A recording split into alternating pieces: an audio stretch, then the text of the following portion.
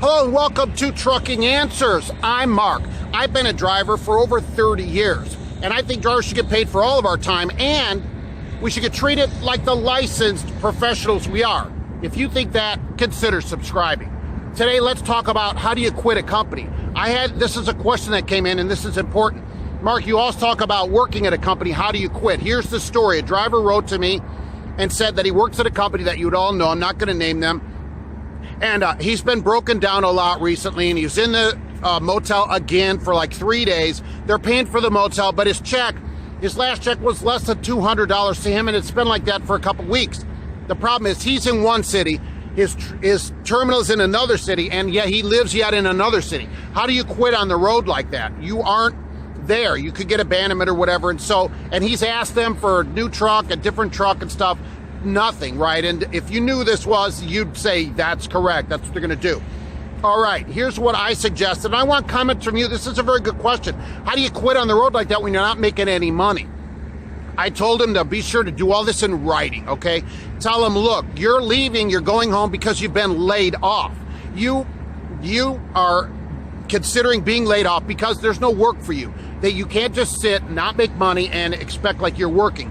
So you're going to go home and file unemployment, and please, when they get some work for you, to let you know so that you can come back to work, but you'll be taking unemployment until that time. That's what I say. And see how fast they call you. Every time they call you, you should then immediately send them a text or an email saying, pertaining to our recent call, this is what we just said, okay? Because we want all this in writing, but I consider that being laid off. And I would put in the message also, don't even think about putting this as some kind of abandonment on me or whatever. That's not what this is. You don't have work for me, so I'm leaving. You are laying me off. That's why I have to leave. I'm not quitting. You are laying me off. Always put it on them. Put it on them. Keep these messages. If you're sending them on the Qualcomm, which you can't do because his truck is broke down, okay, take a picture of them. Otherwise, email or text to them. Keep these messages forever. You may need them to challenge a DAC, to challenge, just for your next company. Show them, look, this is what happened. I'm not making money. They laid me off.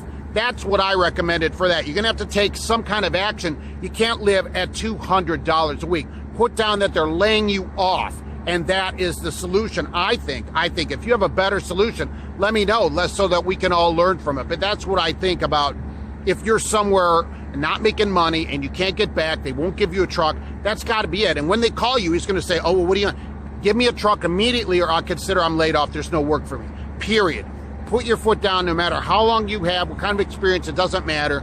Put your foot down and take some action. You have basically nothing to lose. You're making less than $200 a week. You have zero to lose, okay?